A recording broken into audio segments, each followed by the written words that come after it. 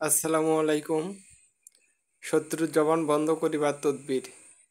এই নকশাটি শনি বা মঙ্গলবারের দিন লিখিয়া শত্রুর ঘরের দরজার চৌকাঠের নিম্নে অর্থাৎ নিচে দাফন করিবে, ইনশাআল্লাহ মকসুদ পুরা হইবে, ইহা বিশেষ পরীক্ষিত। শত্রুর ঘরের দরজার নিচে দাফন করে দিবেন।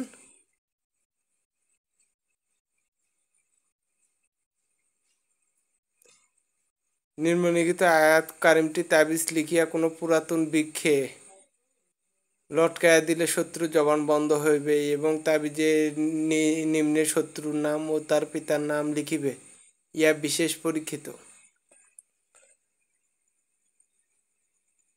পুরাতন গাছে, যে কোনো একটা পুরাতন গাছে এটা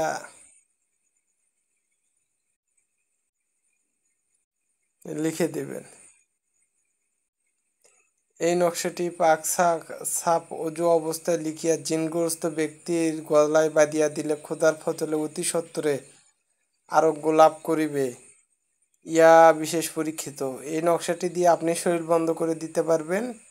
এই নকশাটি ওই রুগীর কাছে থাকলে ওই জিনটা আর ওই রুগীর শরীরে আসতে পারবে না।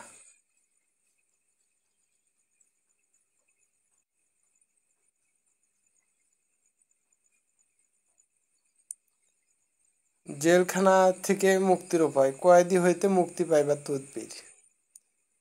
তো কয়েদি ব্যক্তি নির্মণে লিখিত দোয়াটি 104 বার পড়িবে, প্রথমে শেষে ও 3 বারে দরুদ শরীফ পড়িবে, ইনশাআল্লাহ তাআলা কয়েদ জেল হইতে মুক্তি পাইবে যদি সে সত্য হয়।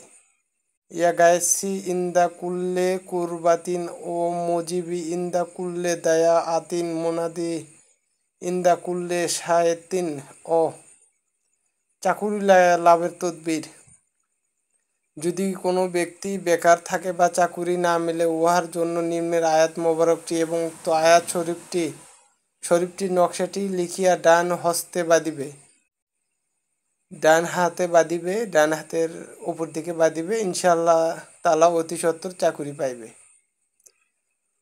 তো সবাই ভালো থাকুন, সুস্থ থাকুন। আসসালামু আলাইকুম।